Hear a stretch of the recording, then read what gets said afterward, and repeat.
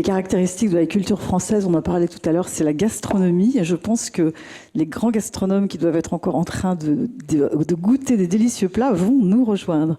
Bon, alors donc, moi je vais vous dire la vérité, c'est que quand j'ai vu que je devais animer avec des gens certes très connus et dans des médias ou des fonctions très, très connues, la culture française, j'ai été étonnée de me dire, comme j'imagine beaucoup d'entre eux, qu'on connaissait et les noms TV5, le France 24, France Culture, tout ça, et on connaissait bien ceux qui les dirigeaient, mais qu'on connaissait moins peut-être le rayonnement que leurs chaînes ont dans le monde. Donc, ce que je vous propose parce que j'ai eu l'occasion d'en parler 2 minutes avec chacun, et c'est beaucoup plus ce qu'on pense. Donc, ce que je pense, si vous êtes d'accord, c'est qu'en 3 secondes, on demande à chacun de présenter un petit peu sa chaîne pour que chacun ait l'idée avant de parler d'excellence, du rayonnement qu'ils représentent, de combien de pays les écoutent, avec combien de chaînes, quelle audience, combien de téléspectateurs.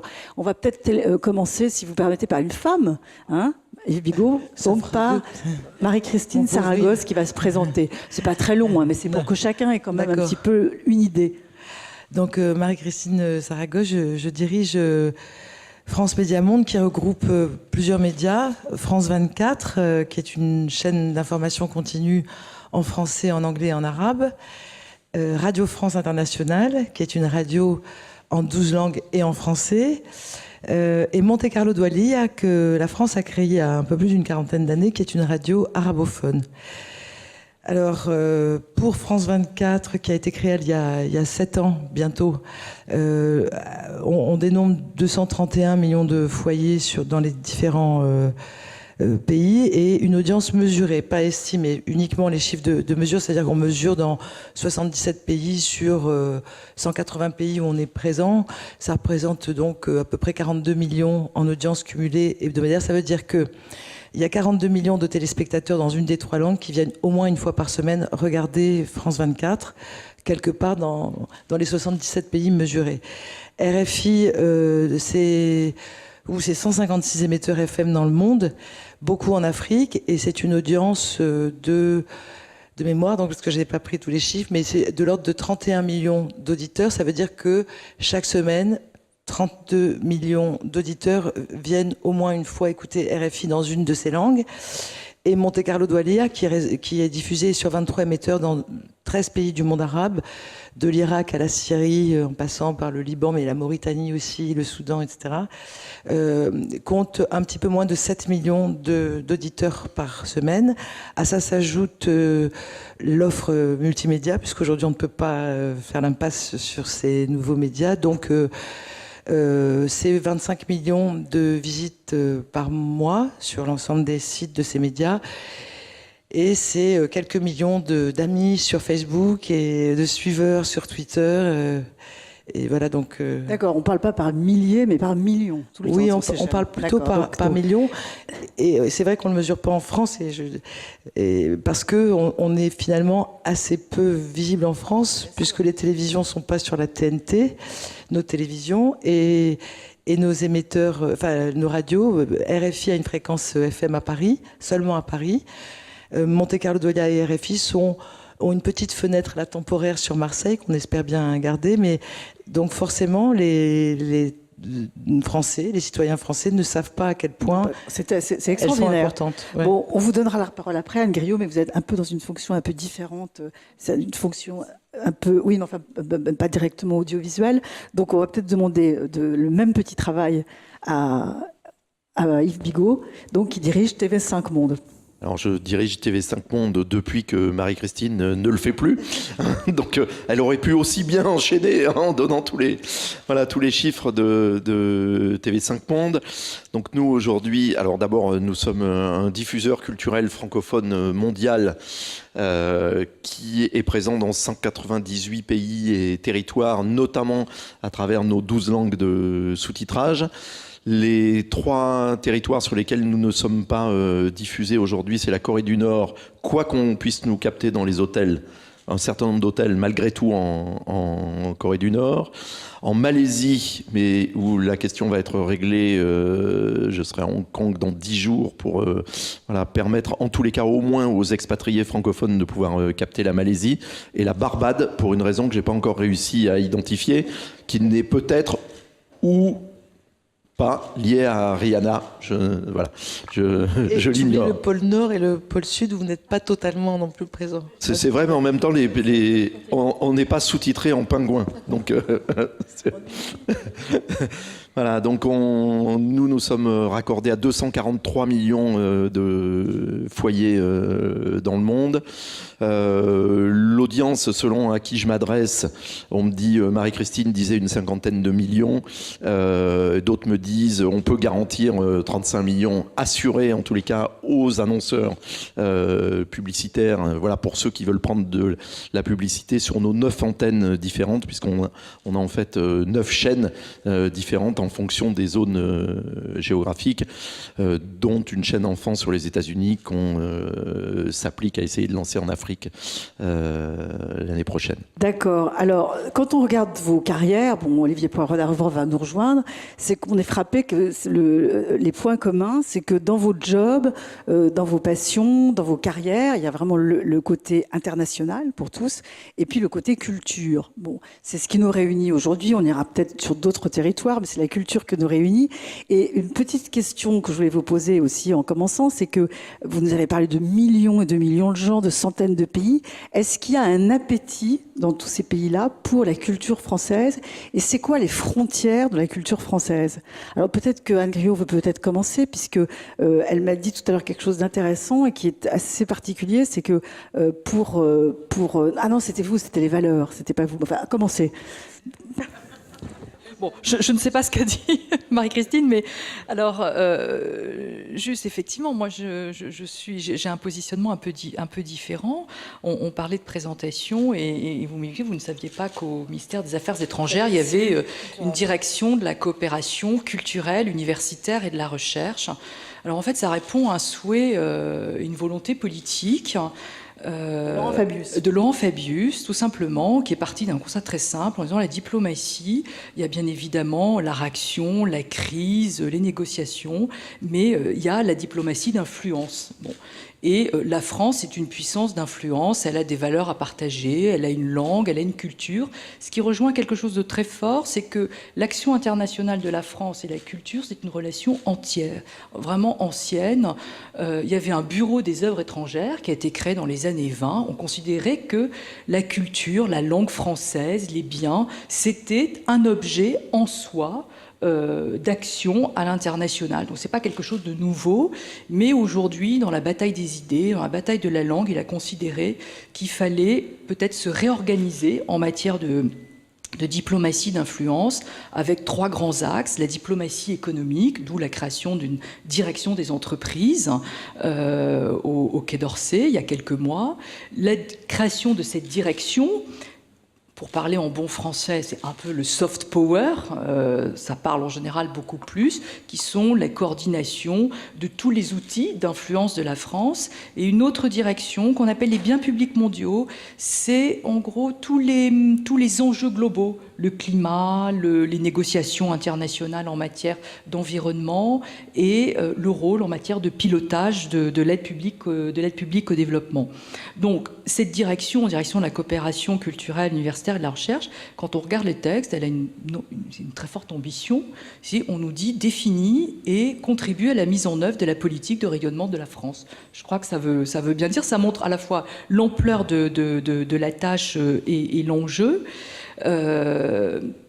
Bien évidemment, on n'intervient pas seul. C'est pas une direction avec, même s'il y a une centaine de personnes, on s'appuie sur un réseau culturel, sur des opérateurs avec lesquels on travaille bien évidemment étroitement, un réseau composé d'à peu près une centaine d'instituts français, 125 également antennes. On a plus de 400 alliances françaises qui sont subventionnées par le ministère des Affaires étrangères, des centres de recherche à l'étranger, on en a une trentaine, un tas de réseaux que les gens ne connaissent pas, mais qui sont tous nos outils. Alors, il y a les outils, puis il y a le contenu, il y a le contenu, bien sûr. Alors, on évoquait rapidement le contenu. Ce que l'on constate, c'est qu'il y a une demande de France. Il y a une demande. Il y a une demande de France, et surtout en matière d'influence, la culture française, ça reste quand même le vecteur de notre diplomatie d'influence. Et on le rejoignait, on parlait aussi de l'excellence, et qu'en plus, c'est un vecteur qui est marqué par Mais l'excellence. c'est quoi les frontières de la culture française? Parce qu'on peut parler de l'histoire, on peut parler des écrivains, on peut parler du cinéma, on peut parler de la mode. C'est quoi là? Je dirais ils ont la un appétit limite- de quoi? Mais je dirais la limite, moi je ne le définirais pas en termes de frontières. Parce que quand on regarde le champ de la diplomatie d'influence, on ne s'interdit rien. Vous évoquez, ça va de la gastronomie, ça va au cinéma, ça va aux livres, ça va à l'histoire, ça va à nos modèles d'éducation. C'est extrêmement vaste. Je crois que c'est plutôt l'idée de projeter ce que l'on sait faire de mieux. Nous, on est là en support, on ne réinvente pas. On est là pour projeter ce que l'on a de mieux, ce que l'on sait faire, sans rien s'interdire justement en matière de frontières. On évoquait dans le champ artistique, on est très bon dans l'expertise muséale. On a fait appel au Louvre pour le Louvre Abu Dhabi. On a des architectes qu'on nous demande aux 3/4 de la planète, non pas seulement pour faire de beaux bâtiments, mais pour expliquer le modèle français. On a des cinéastes qui font de la coproduction aujourd'hui en Europe, mais à qui on demande aussi d'expliquer un peu le modèle de fonctionnement français. On a un réseau de 480 établissements scolaires de par le monde. On n'arrive même plus à faire face à la demande. On le retrouve dans l'enseignement. On a des écoles de commerce, des universités qui s'organisent. Vous voyez, moi, je ne raisonne pas en termes de frontières. Je dirais, il y a... Surtout, c'est optimiste, parce qu'on n'arrête pas de nous parler du déclin de la France. Visiblement, les autres pays n'ont pas la même idée que nous. Enfin, oui, là, je vous parlez trouve ça... de la France de l'excellence. Oui, mais je pense que Yves et Marie-Christine Saragosse le diront. Je suis toujours frappée, en tout cas de par mon métier, en étant en poste en tant que diplomate dans plusieurs pays, combien en fait on se dévalorise systématiquement. Alors, je crois qu'on peut dire les choses sans arrogance. Oui, la France reste un pays qui a de l'influence, qui a une image en plus d'excellence dans ce domaine-là. Pour autant, ça ne veut pas dire qu'il faut qu'on soit à regarder notre splendeur passée. Il faut qu'on évolue face à de nouveaux publics. L'excellence, ce n'est pas que l'élite. On a de nouveaux publics, les jeunes, des classes moyennes. Comment on répond à ça ? Comment tenir compte aussi des évolutions, le numérique qui transforme complètement nos pratiques culturelles, qui a un impact sur notre réseau même, nous, au ministère des Affaires étrangères. Voilà, donc moi je ne raisonne pas en termes de frontières. D'accord, j'ai compris. Alors justement, peut-être qu'on va avoir des exemples pratiques, parce que quand on pense aux gens comme vous qui dirigez des chaînes, quand on pense à la télévision, qu'elle soit publique ou privée, il y a aujourd'hui, on déborde beaucoup de la culture, parce que bon, The Voice, Danse avec les stars, toutes les téléréalités, ça doit être loin de vos préoccupations. Donc comment est-ce que vous arrivez à concilier audience à l'international, culture, gestion d'une chaîne où il faut quand même donner des résultats objectifs? Comment est-ce que vous conciliez tout ça? Peut-être qu'on va... Oui. Non. J'allais justement dire que peut-être que pour une chaîne généraliste comme TV5, la problématique est différente, par exemple, qu'une chaîne d'info continue.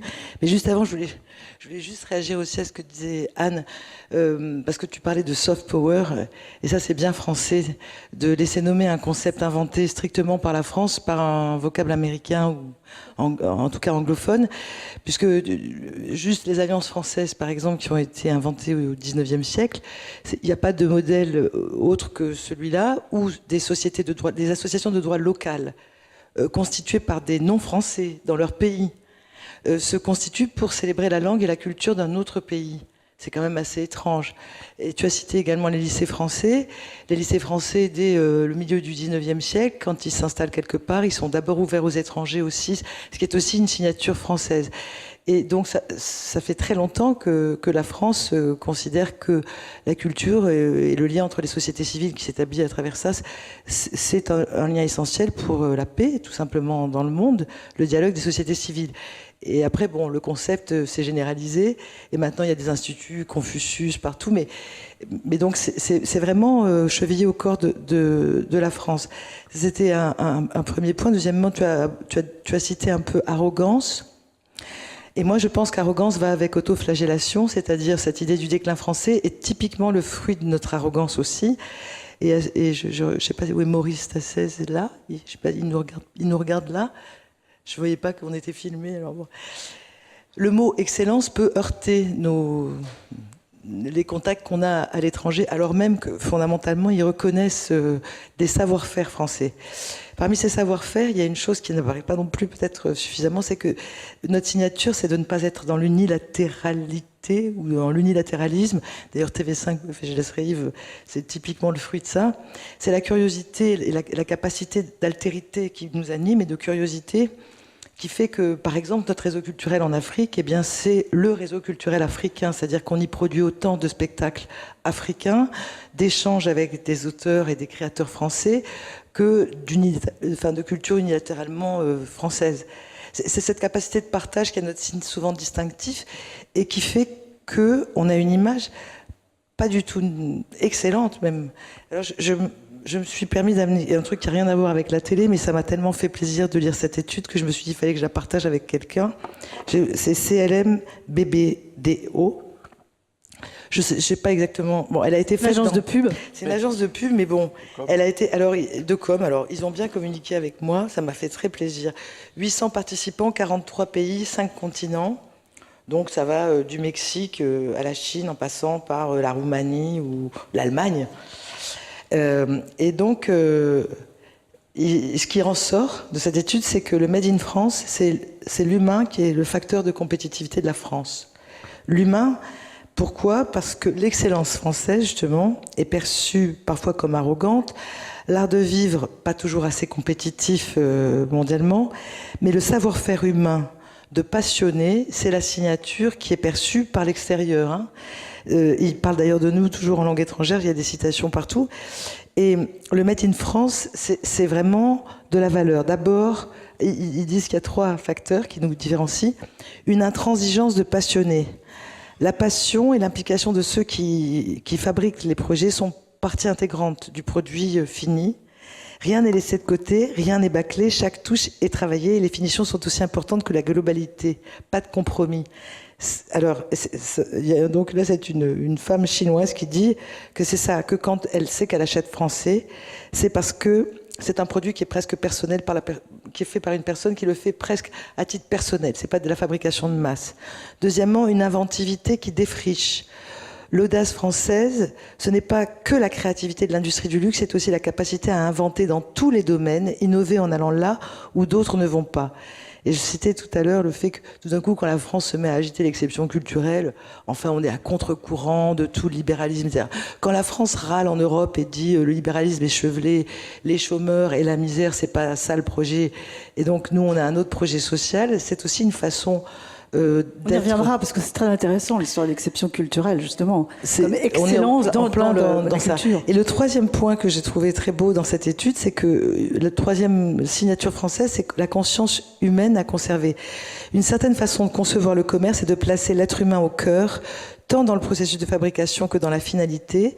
L'humain au cœur de tout, c'est aussi de se servir de ce précepte comme un garde-fou éthique. Et là, c'est une néo-zélandaise qui dit « Quand j'achète un produit français, je suis sûre qu'il a été fait par des gens qui sont bien traités et qui font ça avec amour, contrairement à d'autres parties du monde. » Et pour conclure, et c'est là que moi, ça me ravit, donc il faudrait quand même que la France ajuste un petit peu son arrogance, parfois, parce que on est vraiment perçu comme arrogant partout quand même. Hein. C'est normal avec ce qu'on raconte sur nous. Oui, mais on nous aime bien là quand même. Mais stop à l'arrogance, mais restons l'enfant terrible du monde, celui qui vient apporter de nouvelles idées, qui prend le contre-pied pour apporter de nouvelles solutions.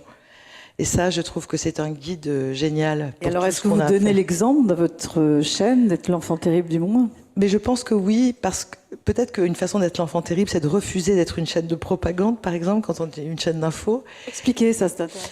Et ben c'est l'impartialité, c'est un concept aussi complexe que l'objectivité, mais si on donne la parole à plein de points de vue, si on met autour de la table les points de vue contradictoires, si on refuse d'être le porte-voix, et nous, par définition, on n'est pas le porte-voix, par exemple, du gouvernement français, c'est dans le cahier des charges. Nous ne sommes pas l'émanation du gouvernement français, mais de la société française. On est perçu comme tel. Je vous citais l'exemple de Libération. Oui. Et je ne vais pas être capable de dire le nom de l'américain, mais peut-être que Libération a fait une enquête sur la perception des chaînes étrangères au moment du lancement d'Al Jazeera en anglais aux États-Unis. Là, il y a un mois peut-être. Et donc, ils interrogent un expert américain qui dit oui, je les regarde toutes. Alors, je regarde CNN aussi international pour voir ce qu'on envoie à l'étranger. Je regarde BBC, je regarde Al Jazeera en anglais, je regarde Deutsche Welle en anglais. Je regarde. Alors, ils citent que des chaînes d'infos, hein, parce que sinon, bien sûr, il y aurait TV5 aussi, qui est très bien diffusé aux États-Unis.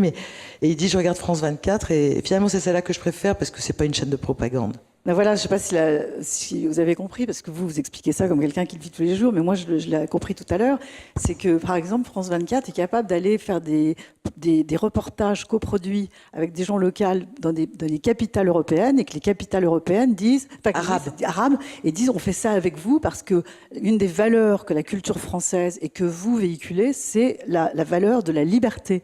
Et d'ailleurs, Marie-France Saragosse, qui est arrivée il n'y a pas longtemps à France 24, a dit, Marie-Christine, pardon, non, mais c'est normal, on m'appelle France parce que c'est mon métier. Oui, a dit...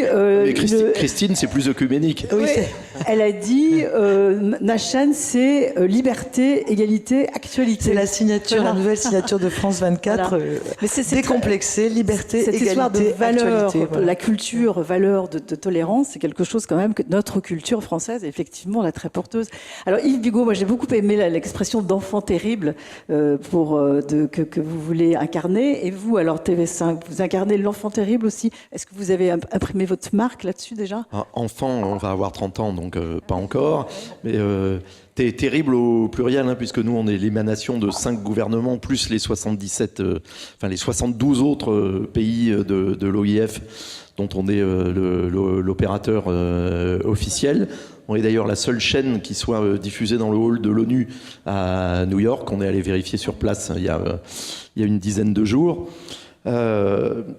Ce que vous disiez tout à l'heure, comment on conjugue la culture et la télévision et la perception de la France. Donc il y a plusieurs choses. Alors déjà, nous, par rapport aux émissions auxquelles vous faisiez référence, nous, on est un service public, on est même à TV5 Monde le service public des services publics francophones. Donc c'est pas notre préoccupation.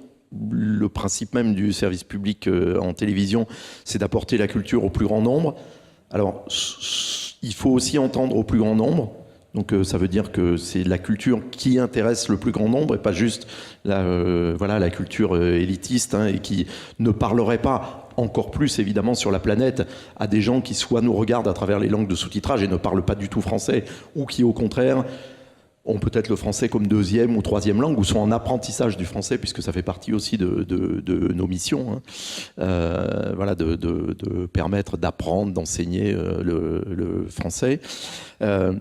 Mais la perception générale, on va dire, de ce que la France et au-delà, hein, les pays francophones ont à apporter, elle est immense. Il y a une appétence très très grande. Il y a une frustration aussi, qu'on entend partout sur la planète en disant la France ne fait pas assez par rapport à ce qu'on en attend, par rapport à ce qu'on en espère, par rapport à ce qu'on en a vécu. Alors bon, le conflit au Mali a montré que la France, semblait-il, se réintéressait peut-être un peu plus que depuis un certain temps à l'espace francophone. Mais donc il y a une véritable très très grande attente. Et cette attente, elle se fait, on a pu le vérifier encore à New York il y a 15 jours. On a lancé notre offre de cinéma on demand via notre chaîne américaine, hein, qui a une offre de cinéma formidable. Mais du coup, uniquement grâce à cette offre, je pense qu'on va pouvoir tripler notre distribution aux États-Unis dans les 12 à 18 mois qui viennent. Ça montre bien comment et combien il y a un désir de la culture française. Le film français. Voilà, du cinéma français. Et belge francophone, hein, aussi, évidemment, qui est une production très, très importante. Belge, oui. Mais aussi, il y a une attente qui est celle autour de ce qu'on les Américains appelleraient l'art de vivre ou le style de vie à la française, qui là aussi inclut la mode qui vient à travers la Belgique, ou le design, ou des choses qui viennent compléter, hein, la déjà grande excellence française. Mais je pense que ce à quoi il faut que nous soyons attentifs et qu'on... Justement, c'est de ne pas tomber dans la caricature de ce qu'est la France à l'étranger. parce que Anne, vous évoquiez tout à l'heure la diplomatie économique, qui est quelque chose d'important pour nous, comme la diplomatie culturelle, parce que c'est là que la France a un rôle important à jouer sur la planète. Mais il faut faire attention à ne pas nous retrouver avec le français de mauvaise humeur, avec la baguette sous le bras et avec au bras un top modèle qui amène la mode française et puis voilà, et puis le camembert, etc.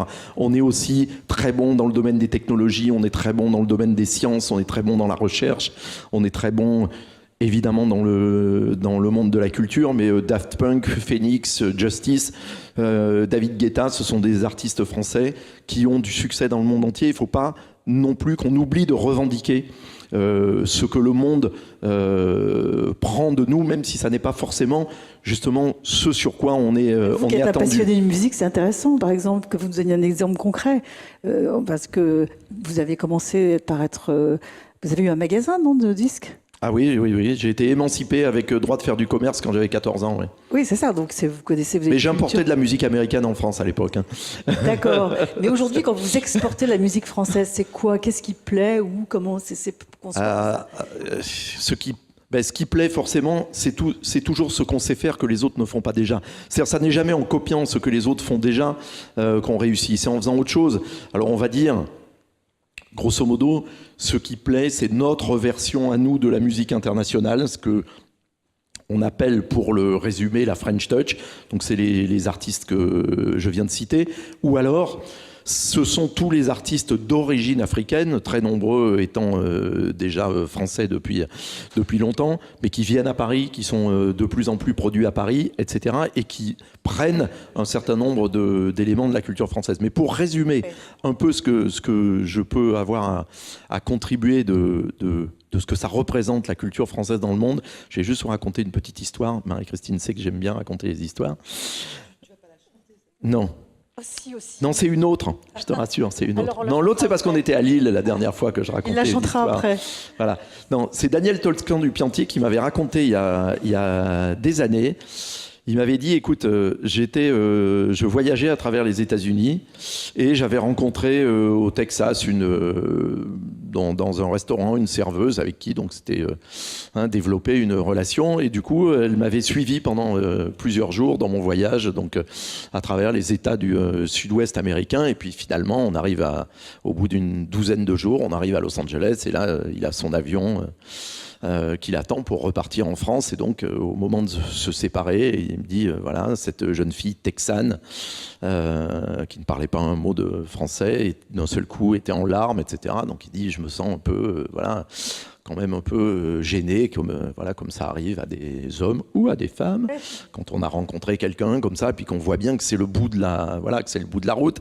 Alors il me dit, j'essaie d'avoir l'air le plus décent possible. Et je lui dis, mais tu sais, si un jour tu viens à Paris, viens me voir, etc. Et il essaie de la consoler en disant, je comprends que tu sois triste, je vais sans doute te manquer. Et là, il lui dit, ah non, mais pas du tout, c'est pas du tout toi qui va me manquer, c'est la culture. C'est très joli. Bon, alors, un peu de débat.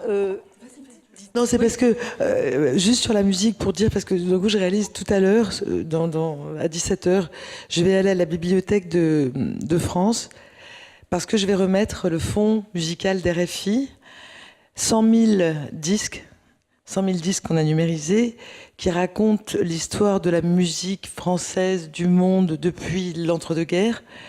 Et je me suis rendu compte, parce que moi, ça fait 1 an que je suis, donc voilà... Yves, ça fait presque 1 an, toi 9 mois, et moi 1 an que je suis, voilà. Et j'ai découvert en arrivant à RFI qu'il y avait donc cette discothèque de 100 000 disques et que Bruno Racine à la Bibliothèque de France nous dit mais ça fait partie de notre patrimoine, donc nous on les prend, les supports solides, et on a numérisé par ailleurs pour bien sûr avoir toujours ce patrimoine à RFI. Je découvre qu'il y a un film musical continu, il y a 4 heures de musique par jour sur RFI, qu'il y a un site incroyable, il y a les talents découvertes chaque année, comme d'ailleurs il y a les talents acoustiques aussi à TV5, où on fait émerger des jeunes chanteurs de toute la francophonie. Et donc, on joue vraiment une carte culturelle musicale. Voilà, c'était juste pour rebondir sur ce On va que... revenir sur vous, mais un peu de polémique quand même avec Anne Griot, parce que... Bon, parce que j'allais oui, déjà répondre à... Alors, allez-y, puis je vous poserai la question juste après. trois petits compléments en rebondissant sur les propos de Yves. D'abord, une chose très juste qu'il disait, c'est vrai que souvent l'excellence française, c'est souvent assimilé à de l'élitisme, dans sa version un peu négative. C'est vrai que par le passé, on a souvent eu parfois une conception, je dirais, de notre action de coopération assez élitiste. D'ailleurs, on va à la formation des élites. Ça a beaucoup évolué. Et on est capable aujourd'hui d'avoir un sur-mesure qui est un peu notre spécificité, de même qu'on a des lycées d'excellence à l'étranger, où d'ailleurs on forme quand même 200 000 élèves étrangers sur les 300 000 élèves qui fréquentent nos établissements à l'étranger quand même. Hein. Ces 200 000, c'est pour vous donner un chiffre, c'est autant d'étudiants étrangers en France. Où effectivement, on essaye de garder les meilleurs, on a des programmes de bourse pour faire venir ces bons écoliers étrangers à Louis-le-Grand. Oui, c'est une marque de fabrique, on l'assume. Mais en même temps, on s'est aperçu aussi qu'on avait de l'excellence dans des filières que beaucoup de pays nous demandent, notamment en matière d'enseignement professionnel, les IUT, toutes ces... exactement dans l'hôtellerie, dans la gastronomie. Et aujourd'hui, on travaille avec un certain nombre de pays pour les aider à développer ces filières. C'est-à-dire qu'on a eu, je pense, à un moment donné aussi un peu l'intelligence de se dire il faut qu'on évolue, qu'on conserve cette marque de fabrique, c'est-à-dire l'excellence, mais qu'on évolue également dans nos publics.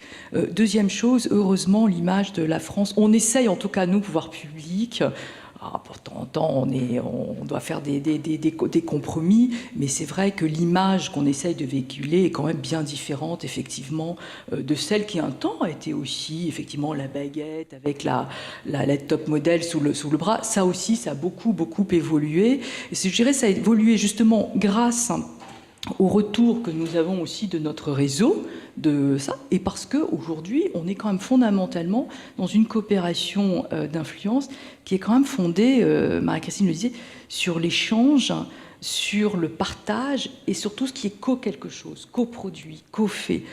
Il faut s'approprier. On n'arrive pas comme ça avec nos programmes. En général, aujourd'hui, tout est pensé. Je présidais un jury de sélection de projets scientifiques. Ce n'est pas 3 diplomates qui décident. Ce sont des chercheurs reconnus, français et étrangers. On est toujours aujourd'hui, désormais, dans l'appropriation pour justement casser un peu une image qui a existé.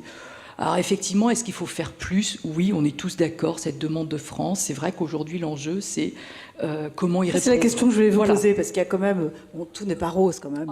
À tel qu'on se présente, la France est la meilleure, on est les meilleurs, peut-être, mais enfin, bon, on entend aussi dire que, bon, on n'a pas beaucoup de moyens, on manque furieusement de moyens. Est-ce qu'on y met les moyens? Donc, vous nous avez dit que Laurent Fabius, vous avez demandé, c'est une très bonne initiative, mais est-ce que vous avez les moyens? Il vous a aussi donné les moyens de faire plus, et quel est votre programme pour faire plus? Alors, d'abord, c'est pas mon programme, ça reste quand même le programme je dirais, d'un ministre et de la France. Oui, hein, c'est pas personnalisé. Que vous représentez. Non, bien sûr. Mais la question, il y a quand même une chose, il faut quand même qu'on tienne aussi un discours de vérité. Je veux dire, comme tout le monde, il y a un effort qui est demandé à la France, c'est clair. Donc, je ne vais pas vous dire, on va avoir des moyens considérables en plus. Non. C'est quoi votre budget? Aujourd'hui, actuellement, au ministère des Affaires étrangères, j'ai plus sur la coopération, mais on doit être quand même à plusieurs millions. Je sais pas, le réseau, ouais. Le réseau culturel, c'était... quand même, on peut faire quelque chose. Oui, alors, non. Ça dépend, oui et non, parce qu'on a aussi un budget très contraint, parce qu'on passe aussi beaucoup par des opérateurs. Donc, en fait, nos moyens, c'est clair, ils ne vont pas augmenter. On ne va pas avoir, je ne veux pas dire le contraire, ce serait vraiment intellectuellement malhonnête de ma part. Aujourd'hui, il s'agit de savoir comment on réalloue nos moyens. Comment on réalloue nos moyens par rapport au pays, cibler les émergents, rester présent sur l'Afrique, notre terrain sur la francophonie, qu'est-ce qu'on fait en Europe, voir aussi ce qu'on fait vers les publics, quels sont les supports. Ce sont toutes les interrogations qu'on est en train de se poser maintenant. Donc, dire On va avoir plus de moyens? Non. Mais comment, avec nos moyens, on va mieux faire de façon ciblée et en partenariat? Bon, c'est vrai qu'on évoquait la diplomatie économique, ça. Mais l'idée, c'est aussi comment on travaille aussi avec les autres partenaires. Comment on associe les entreprises. Comment on associe aussi les partenaires. Alors vous commencez par quoi, par exemple, là, depuis un mois, vous commencez par quoi pour avoir une petite idée? Parce que c'est un peu flou dans nos esprits. Alors, écoutez, dans les différents champs, on a un sur, par exemple, l'enseignement du français à l'étranger. Ah oui, ça, on n'arrive plus à faire face à la demande. On a une demande, il faudrait qu'on ouvre des lycées dans tous les pays. Ouais. Aujourd'hui, la priorité, c'est comment on développe l'enseignement français à l'étranger. C'est le plan d'actualité qu'on doit développer.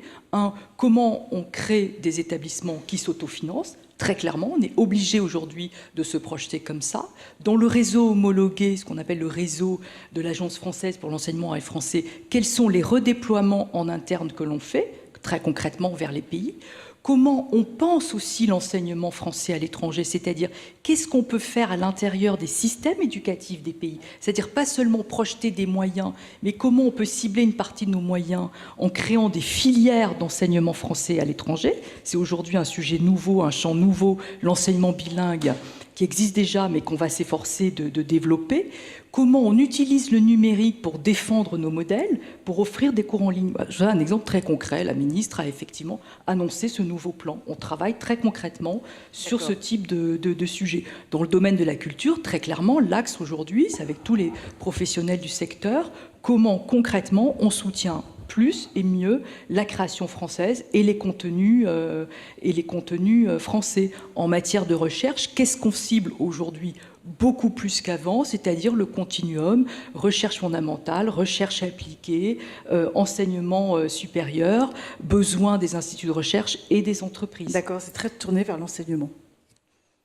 Enfin bon c'est d'ailleurs plus votre vocation. De plus en plus, oui, probablement de plus en plus. On est dans la transmission, transmission. Voilà. Bon, tout à fait. Yves Bigot, alors vous héritez d'une entreprise magnifique puisque votre. Vous voulez parler? Non, mais parce que je pensais à Yves Bigot, parce que j'ai cru entendre dire tout à l'heure que vous aviez, on parlait d'objectifs, que vous aviez des objectifs ambitieux pour améliorer encore, puisque vous héritez d'une entreprise extraordinaire, mais pour améliorer encore l'excellence de votre entreprise tournée vers la culture. Alors c'est quoi? Comment vous allez imprimer votre marque sur cette chaîne?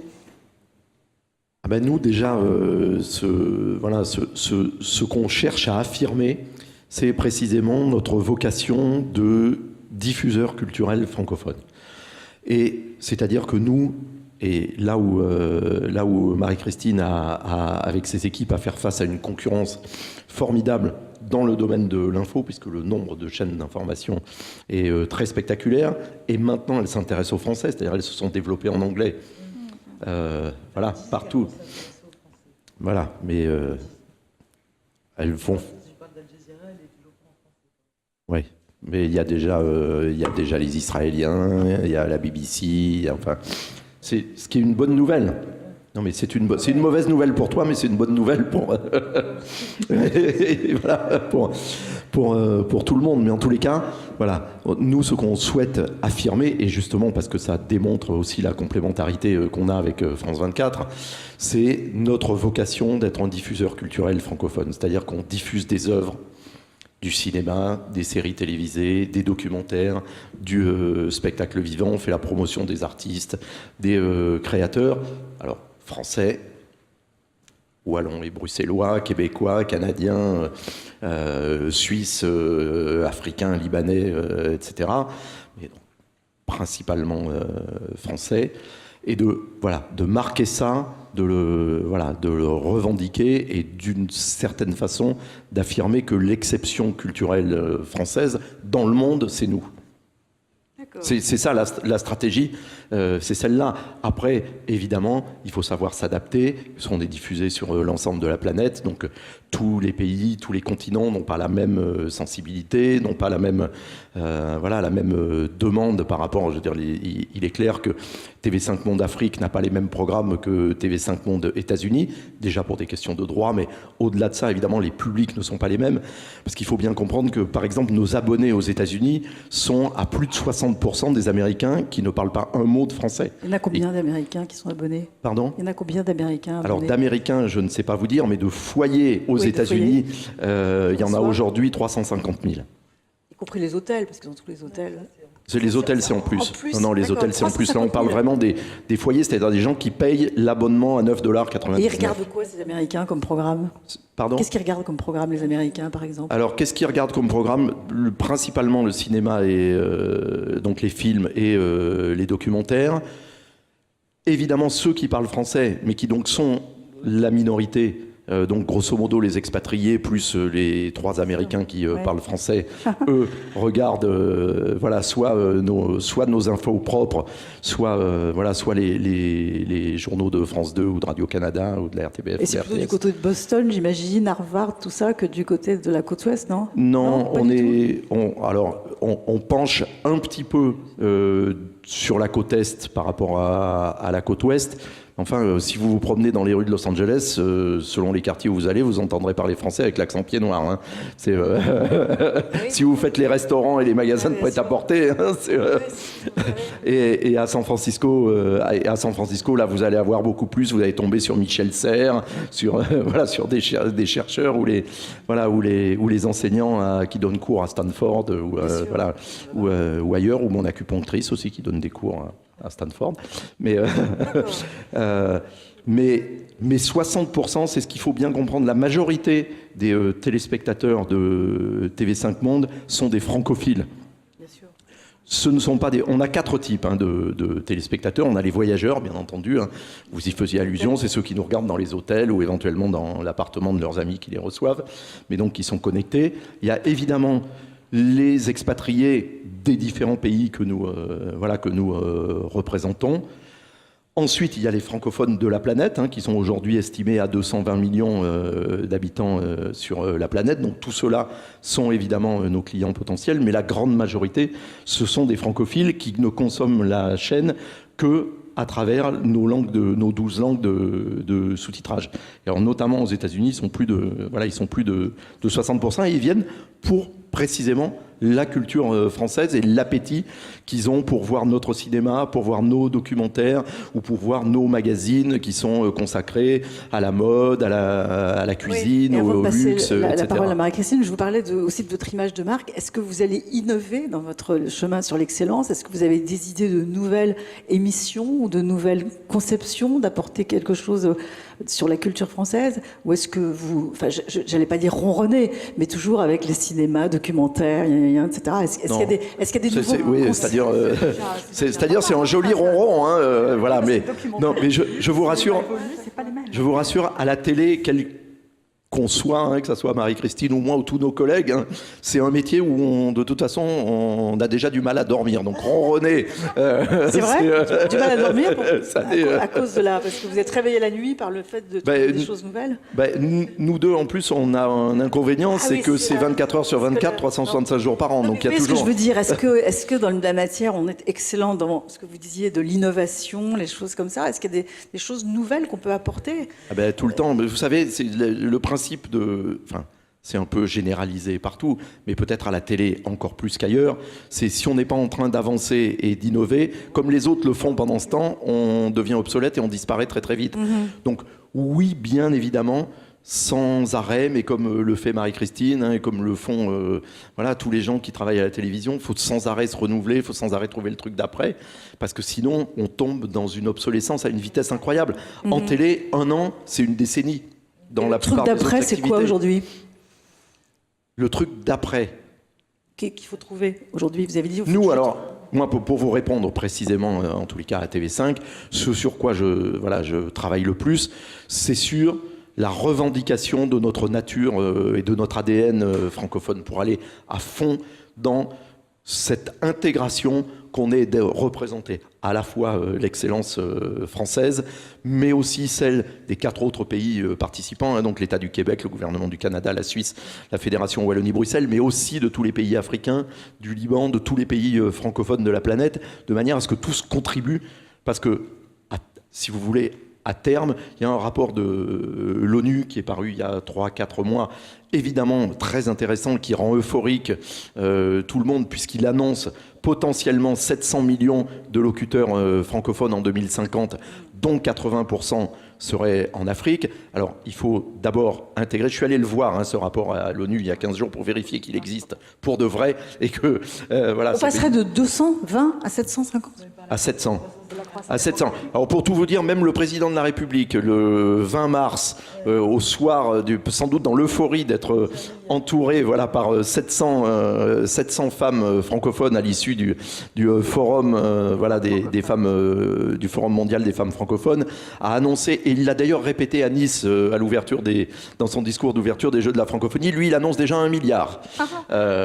Donc peut-être a-t-il des informations confidentielles sur la démographie africaine, mais toujours est-il que c'est évidemment une potentialité formidable pour la France et pour la francophonie, mais il est de notre responsabilité collective, à nous, que cette potentialité se réalise. Et là, il y a 2 vecteurs qui sont principaux pour qu'on espère pouvoir y arriver, parce que 80% de ces locuteurs seraient en Afrique, donc ça veut dire qu'il faut que les nouvelles générations en Afrique fassent le choix du français, ce qui n'est pas gagné pour plusieurs raisons. D'abord, l'axiome fondamental de la mondialisation, hein, qui veut que plus il y a intégration économique globale, plus il y a revendication d'identité culturelle locale. Et donc, on voit revenir toutes les langues vernaculaires, le lingala, le yoruba, le peul, etc. Je vous fais grave du nombre. Ensuite, il y a évidemment l'attrait de l'anglais, simplement parce que c'est la langue technologique. Hein. Si vous voulez vous servir de votre téléphone portable ou de votre ordinateur, il faut déjà avoir quelques bases d'anglais. Puis c'est la langue de la musique internationale, c'est la langue des séries américaines, etc. Donc il y a un attrait, pratique. C'est la langue qui est sexy, comme on dit dans le monde du marketing. Mais surtout, il est de notre responsabilité à nous de faire en sorte que cette potentialité s'exprime, et notamment en Afrique, même si ce n'est pas exclusivement. Ça passe, je pense, par 2 vecteurs fondamentaux. Un, c'est évidemment l'éducation, et ça, c'est évidemment le travail des écoles, des instituteurs, des professeurs, de l'université, etc., et de garder notre attrait, puis d'aller sur place aussi, nous assurer que la langue soit soutenue. Et après, je dirais que nous, et que ça soit France 24, que ça soit RFI, que ça soit TV5 Monde, on a un rôle évidemment très important à jouer, parce que c'est quoi le facteur le plus facile de réception d'une langue? C'est la télévision. Bien sûr. Et pourquoi? La radio, bien sûr. Et la radio, bien évidemment. Hein, c'est ce qu'on entend, ce qu'on voit, mais ce qui est... Donc il faut faire un peu de fun. Voilà, oui, ça de toute façon, il faut être attractif, oui. Ça c'est sûr. Mais et surtout, ce qui est important, c'est qu'on soit précisément des vecteurs de diffusion de la culture, parce que qu'est-ce qui fait qu'on choisit une langue? Moi, je sais pourquoi je parle anglais aussi bien que français. C'est parce que c'était la culture anglaise et américaine qui m'a donné envie. J'ai fait aucun effort moi pour apprendre l'anglais. Hein. C'est venu tout seul. Ben, c'est la même chose avec le français. Il faut donc, c'est le cinéma français, c'est la musique française, c'est les créateurs français, mais aussi les séries télévisées, hein, je veux dire, parce que c'est la culture vraiment dans son sens le plus large qui fera que les jeunes générations feront le choix du français plutôt que éventuellement de la langue vernaculaire, ou voire que de l'anglais. De la langue. Oui, de la langue locale. Que la langue locale. Ça s'appelle le vernaculaire ? Oui. Ah, et sinon, c'est la langue véhiculaire. Donc le français, l'anglais, l'arabe, etc. Ou l'espagnol ou le portugais. D'accord, ok, non, mais bien sûr. Et voilà, on a un rôle très important à jouer. On n'est pas les seuls, mais voilà, c'est important si on veut réaliser cette potentialité. Et cette potentialité, si elle se réalise, elle aura évidemment une importance très grande. C'est que la diplomatie économique évidemment française en bénéficiera formidablement, et puis nos enfants, nos petits-enfants, etc. auront nécessairement du travail, une influence, et c'est c'est la stratégie économique, militaire, Bien sûr. culturelle, générale de la France qui dépend de cette action. On a devant nous une potentialité annoncée qui est faramineuse, mais encore faut-il la réaliser. Et la réaliser, ça dépend de notre capacité à le comprendre et ensuite évidemment à l'implémenter. Et tout ça se mesurera évidemment dans quelques années à votre taux d'audience. Enfin, ça serait passé de 40 à 80 millions, des trucs comme ça. Ça se mesurera comme ça. Donc rendez-vous. Hein. Bon, alors donc Marie-Christine Saragosse, vous alors votre image, comment vous imprimez votre image de marque sur cette chaîne magnifique? Bien, déjà en ayant la conscience que les cultures et les bassins linguistiques, parce il faut peut-être revenir sur le concept de langue qui est très important. Yves parlait de la langue française, des locuteurs de langue française. Nous, finalement, à la différence de TV5, qui a peut-être encore plus le français chevillé au corps et la langue française, même si on la sous-titre, c'est malgré tout l'opérateur de la francophonie. Dans le groupe où je suis, le plurilinguisme est de mise. Je dis, on a 14 langues de diffusion, 66 nationalités. J'avais un petit peu peur de me retrouver dans un organe franco-français alors que je venais du multilatéral de TV5. C'est un petit peu le contraire, puisque là, 66 nationalités, en permanence, c'est la tour de Babel. J'invite d'ailleurs ceux qui connaissent pas ici les Moulineaux à venir voir, parce que c'est...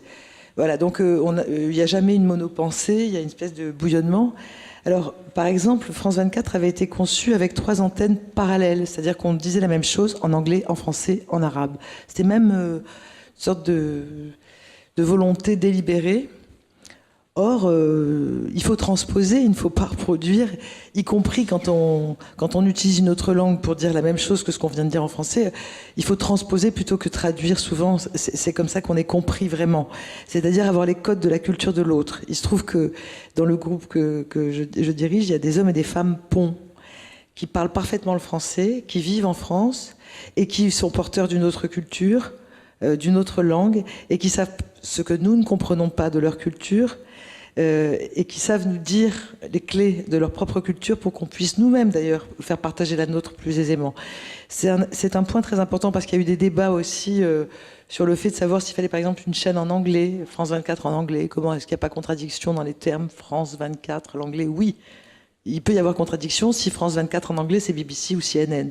Si France 24 en anglais ça nous raconte par exemple l'excellence française, la culture française aussi, ça revendique de nous parler depuis Paris et de ne pas être une chaîne anglophone, mais bien une chaîne francophone qui parle anglais.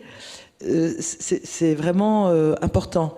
Et on voit que cette chaîne, elle grignote tout doucement, mais elle existe en Europe chaque année davantage parce qu'elle a une signature particulière. Donc déjà, moi, c'était un premier point, revendiquer la signature spécifique de chaque chaîne. La chaîne arabophone, on est passé devant Al Jazeera en Tunisie. Je rentre d'Algérie où on est accueilli avec un accueil invraisemblable en Tunisie, en Algérie, parce que nous sommes l'autre. C'est très modeste puisque vous m'avez dit que vous aviez été reçu 1h30 par le Premier ministre. C'est quand même quelque chose. Et pareil en Tunisie. Il y a une immense attente de cette chaîne arabophone. On est l'autre chaîne du monde arabe, celle de l'autre monde arabe d'ailleurs. Celui qui partage un certain nombre de valeurs démocratiques, d'égalité des êtres humains. C'est la chaîne Liberté, Égalité, Actualité, en arabe aussi. Et cette chaîne prend racine dans un continent liquide, la Méditerranée. Elle ne vient pas de l'Est, elle vient de la Méditerranée. Et pour toutes les télévisions maghrébines face à nous, c'est très important d'avoir un vecteur mondial, parce que cette chaîne en arabe, elle est demain aussi aux États-Unis, dans toute l'Europe, évidemment dans tout le monde arabe, y compris dans les pays du Golfe. Et cette chaîne, elle raconte une autre histoire qu'Al Jazeera, par exemple, en arabe. Parce que les gens parlent Al Jazeera en général parce qu'ils la voient en anglais, mais pas encore en français. Mais très peu sont ceux qui connaissent l'arabe, je suis sûre, dans la salle. C'est très intéressant, nous avons 160 journalistes arabophones qui, eux, l'écoutent. C'est comme Radio Orient, que vous n'écoutez pas en France et qui est diffusé sur toute la France et qui appelle 5 fois par jour à la prière, par exemple. Le concept de laïcité, moi, quand je suis arrivée à France Média Monde, j'ai demandé comment on le traduisait en anglais et en arabe. Après débat houleux, les Anglais m'ont dit « secularisation ». Alors, sécularisation, ça existe aussi en français, c'est pas laïcité. Et les arabophones, après s'être un peu crêpé le chignon, m'ont dit « athéisme ». Et là, on voit que le fossé est quand même très grand. Donc, puisqu'on parlait de culture, moi, avant de savoir si c'est la musique, le cinéma, ce sont pour moi d'abord des valeurs. Et j'ai presque envie de dire que derrière culture, il y a civilisation pas très loin.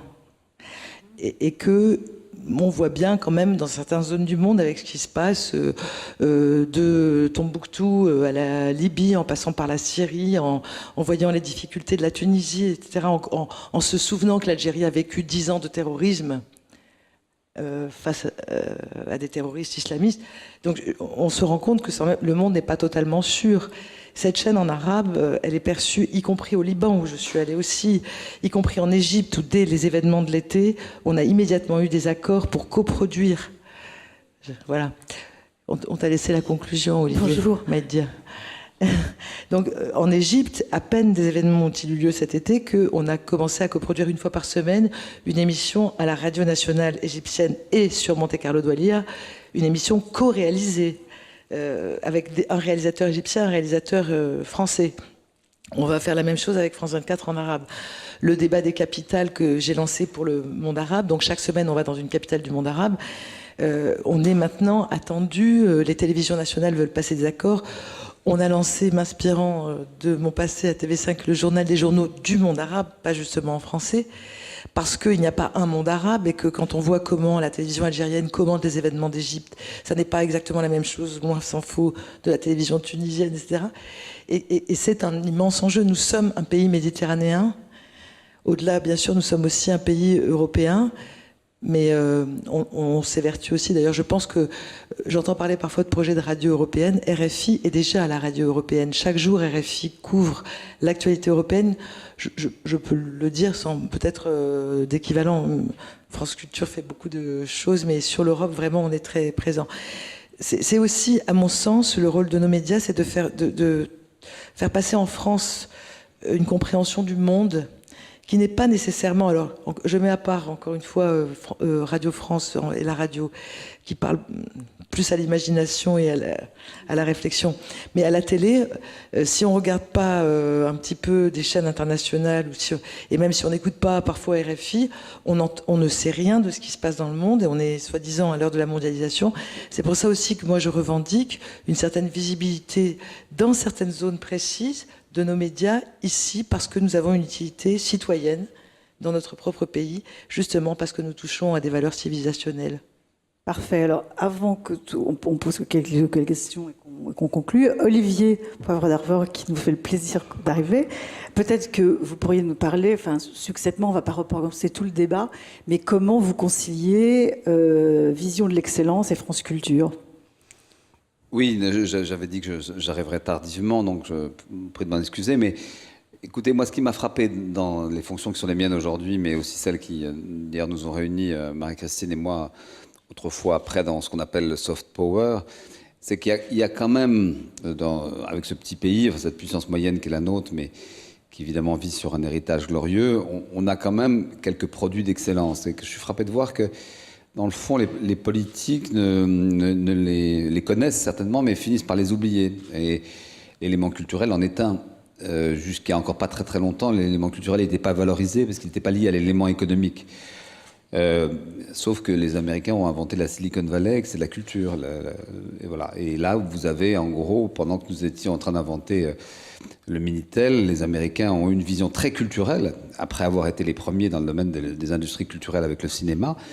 Ils ont compris que là, il y avait à travers cette excellence industrielle un élément culturel formidable et ça s'appelle Amazon, ça s'appelle tout ce que vous connaissez très bien, Twitter, Facebook, etc. Voilà.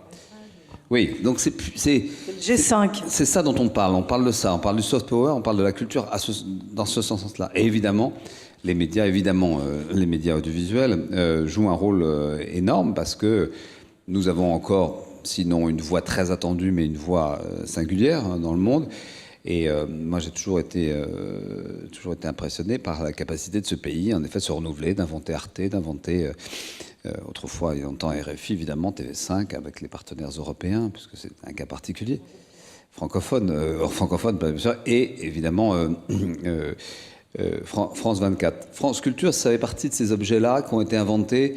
faut avoir du respect pour les ancêtres quand même, qui ont été inventés il y a 50 ans. Il y a quand même des gens intelligents. Je ne suis pas certain que dans 50 ans, on célèbre beaucoup les inventions de nos actuels politiques.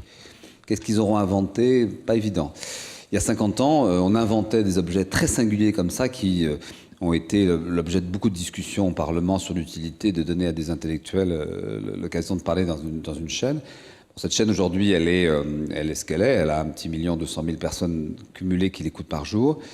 Mais curieusement, elle est étonnamment moderne, en tout cas adaptée à son époque, puisque grâce aux nouvelles technologies, cette vieille chaîne est devenue la 2e ou la 3e chaîne la plus podcastée en radio de France, après Europe 1. Et là, on est en train de gratter les fesses de France Inter quand on ne le dépasse pas. Avec plaisir et le sentiment de la compétition fraternelle qui nous unit.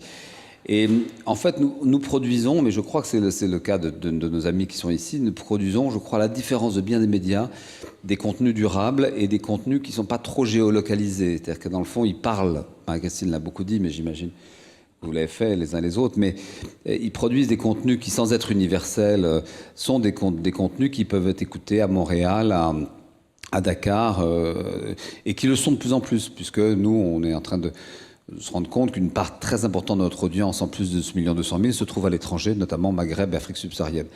Je souscris tout à fait à ce que dit Marie-Christine sur une vision politique, c'est que notre espace social, notre Facebook à nous, il est peut-être européen, mais quand même les Allemands ont une longueur d'avance sur ce sujet-là, et ils sont bien placés, ils sont pas mal placés géographiquement avec l'Europe de l'Est. Mais il est vraiment méditerranéen, il est, disons-le simplement, il est africain. Alors ça peut déranger les gens, mais c'est vrai qu'il faut quand même qu'on se mette à comprendre l'islam, il faut qu'on se mette à comprendre l'Afrique, le Maghreb, parce que si l'on ne comprend pas, c'est eux qui vont nous comprendre. Et donc, voilà. Oui, donc autant se comprendre. Et donc là-dessus, c'est vrai qu'il y a des enjeux importants d'excellence pour nous, cette chaîne, et on va essayer de développer aussi notre présence sur Internet, beaucoup dans ces pays-là, avec des experts, un peu comme vous le faites. Mais en tout cas, ce qui me frappe, moi, c'est que il est vraiment important, et je suis heureux que au titre de l'excellence, vous ayez placé ces médias-là, ces objets un peu rares, uniques, que dans le fond, presque aucun autre pays aurait inventé. C'est la différence. TV5, c'est une construction de pays francophones qui avaient vraiment des valeurs qu'ils ont voulu défendre. Et c'est vrai que RFI, c'est un objet unique au monde, comme France Culture peut l'être, ou les vôtres aussi, voilà. Et je voulais vous poser une question sur France Culture. Vous avez dit qu'il y avait beaucoup d'émissions podcastées. C'est quoi les émissions les plus podcastées? La première émission aujourd'hui en radio du service public, en tout cas le mois dernier, c'est l'émission de philosophie. Qui s'appelle « Le nouveau chemin de la connaissance ». C'est une fille de 30 ans qui fait ça, qui s'appelle Adèle Van Rett, qui a succédé à Raphaël Antoven. C'est rassurant, c'est 600-700 000 podcasts par mois. C'est assez rassurant sur la demande, en tout cas par rapport au service public.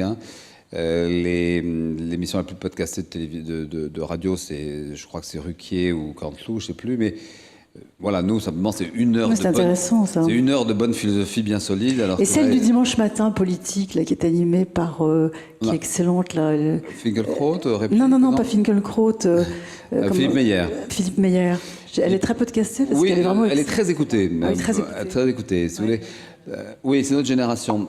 Non, ce qui fait le téléchargement, c'est que les gens, dans le fond, c'est comme avoir tous les volumes de la Pléiade chez soi.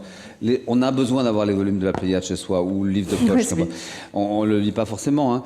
Nous, en l'occurrence, les téléchargements, ils sont quand même écoutés à 80%. Donc c'est un bon signe. Mais je crois que de plus en plus, les gens ont envie d'avoir une sorte de bibliothèque un peu idéale et avoir ce sentiment d'apprendre des choses. Surtout qu'on a essayé, nous, depuis quelques années, de rendre accessible ce qui peut paraître un peu complexe. Et donc, on a fait un travail de facilitation de l'écoute, de l'antenne, en rajeunissant, en féminisant, en diversifiant. Voilà, c'est pas des secrets. Je crois que vous les appelez. Et vous êtes beaucoup écouté à l'étranger? Alors, on est très écouté à l'étranger, oui. On va essayer de réaliser une étude sérieuse pour pouvoir ne pas se vanter comme ça, sans chiffres à l'appui, mais nous, on n'est pas loin de penser, enfin, avec les services de Radio France, on est en train de le mesurer, qu'il y a près d'1 million d'auditeurs supplémentaires à rajouter qui écoutent France Culture partout. En Afrique surtout Maghreb, beaucoup, Maghreb énormément, mais aussi au Canada, beaucoup à Londres, parce qu'il y a beaucoup d'auditeurs francophones. Les Anglais n'ayant pas le choix d'apprendre d'autres langues étrangères que le français, et il y a en plus des francophones. Non, dans ces zones-là, et donc pour nous c'est important. Mais il faut dire que vous ne pouvez pas faire écouter France Info ou France Bleu à quelqu'un qui est à Montréal ou à Dakar. Ils ne se sentent pas concernés par les embouteillages du périph' ou par l'affaire Cahuzac. Nos contenus, c'est vrai, l'histoire de la philo, la connaissance, nos contenus sont quand même assez universels. Voilà. Bien, on arrive presque à la fin. Donc... Je rebondissais sur ce que me disait M. Fardavant. Ce qui est frappant, vous dites que c'était l'émission de philosophie, la demande que nous avons le plus dans le réseau des instituts français, des alliances sur le débat d'idées, les conférences, on nous dit envoyez-nous des scientifiques et envoyez-nous des philosophes. C'est à l'heure actuelle ce qu'on nous demande le plus. C'est une image de marque de la France, ça aussi, scientifique. Oui, et puis la volonté aussi, peut-être pour nos pays, de vouloir comprendre, avoir des clés de compréhension. Qui a eu le prix Nobel de la paix, là, j'ai vu tout à l'heure, ça a été annoncé. Qui a eu le prix Nobel aujourd'hui? C'est aujourd'hui oui. Non, c'est pas aujourd'hui. C'est la chimie aujourd'hui. C'était la physique, je sais pas. La chimie. Alors, donc, nous arrivons presque à la fin du débat. Je ne sais pas, quelqu'un veut dire quelque chose, là? Ah oui, est-ce que vous avez des questions, monsieur?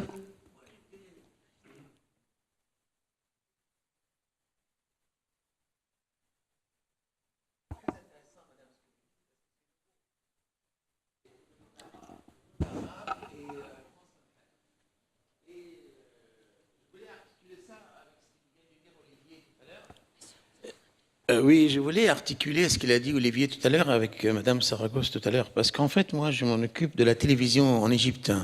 Et j'ai vécu en France et j'ai appris à parler français tout seul. Et ce qui est miraculeux, voilà. Donc, j'essaye de comprendre un peu comment aider les gens pour qu'on puisse articuler ce que vous faites. Parce que je sais qu'Olivier, il a vécu en Égypte, je crois. On ne s'est pas vu, mais j'ai vu Jacques Martin, Philippe Gildas, etc. Mais pas vous, je connais votre frère. Mais ma question maintenant, c'est, à la télévision égyptienne, moi, je suis presque un star.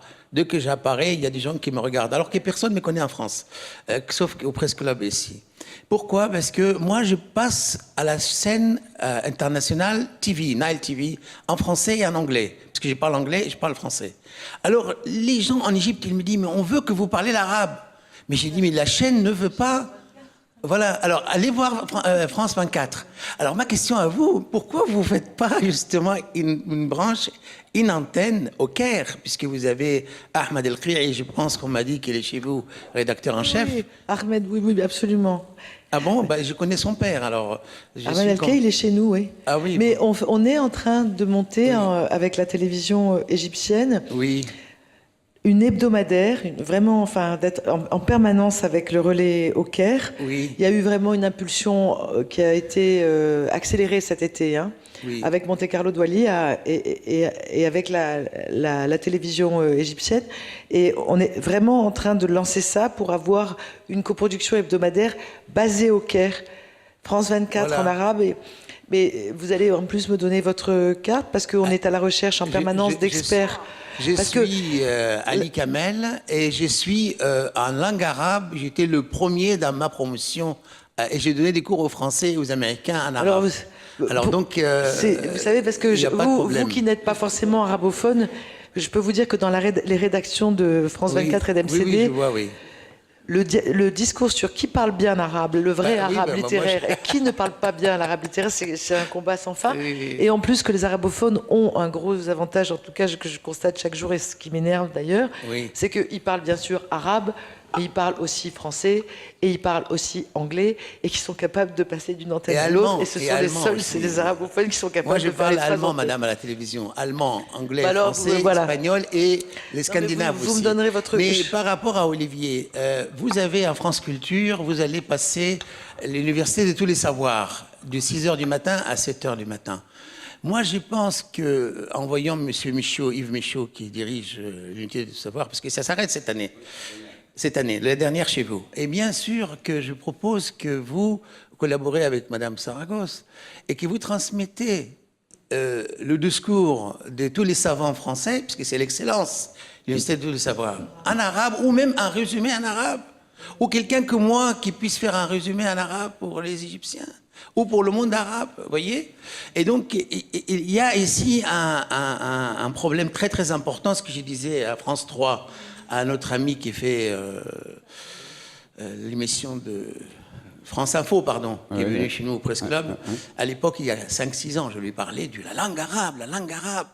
Et je pense que la langue arabe véhicule la culture. C'est très important, madame, ce que vous avez dit aujourd'hui, par rapport, pas seulement au problème de linguistique et culture, mais le langage. Parce que ce qu'il dit, Al Jazeera, actuellement en Égypte, ils ne veulent pas entendre Al Jazeera, ils veulent écouter France 24. Exactement. Et donc, France 24, elle n'a pas le droit de faire des erreurs aujourd'hui, puisque toute la population vous regarde au Caire.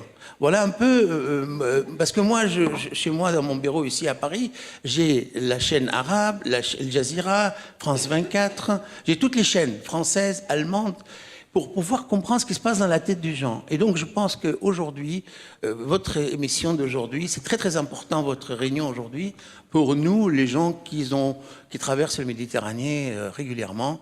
Et je vous remercie de nous avoir permis de pouvoir parler avec vous en français. Voilà. Marie-Christine, vous avez quelques conseils pour perfectionner, pour aller vers plus d'excellence? Mais de toute façon, on est en négociation, enfin pas en négociation, en discussion tout simplement avec Radio France pour avoir un accord cadre, des choses en commun, et c'est clair qu'on a beaucoup d'intersections avec France Culture. Y a-t-il encore qu'une question? Madame Saragosse, pardonnez mon ignorance, mais je voulais que vous m'expliquiez la nouvelle chaîne Liberté, qui est en arabe en ce moment. Qu'est-ce qu'elle a de meilleur, qu'elle a de différent plutôt, que d'Al Jazeera, qui est considérée être assez impartiale? Alors, il n'y a pas de nouvelle chaîne Liberté, il y a une chaîne qui s'appelle France 24, dont la devise, le motto, c'est liberté, égalité, actualité. Ce qu'elle a de différent de Al Jazeera, vous êtes arabophone, madame, ou non? Ce que je disais, c'est que Al Jazeera en anglais, que nous connaissons, que nous pouvons suivre, n'est pas nécessairement Al Jazeera en arabe, que nous ne comprenons pas, mais que comprennent nos amis arabophones, et qui nous disent parfois des choses un tout petit peu ahurissantes sur ce qui se dit sur la chaîne en arabe. Voilà. Et monsieur, et nos amis égyptiens, nos amis algériens, tunisiens, j'irai un peu plus tard au Maroc, on va voir si et Libanais nous disent, s'il vous plaît, France 24, vous êtes l'autre chaîne arabophone, la chaîne de l'autre monde arabe. S'il vous plaît, ne lâchez pas, on a besoin de vous. Tout le monde n'est pas... Enfin, nous, on n'est pas une chaîne partiale, manipulatrice de propagande. Les gens le savent. C'est notre signature et c'est la signature de la France. Et même quand on parle arabe, on parle depuis Paris, donc c'est crédible. Mais on n'a pas droit à l'erreur. C'est vrai que tout le monde nous regarde. Et quand il y a eu les événements cet été, pendant un moment de flottement où personne ne réagissait officiellement, les journalistes sont restés en train de décrire les faits sans savoir est-ce que c'était un coup d'État, est-ce que c'était une révolte populaire, est-ce que... On a eu des réactions incroyables et on a eu depuis des menaces de mort de journalistes. Hein.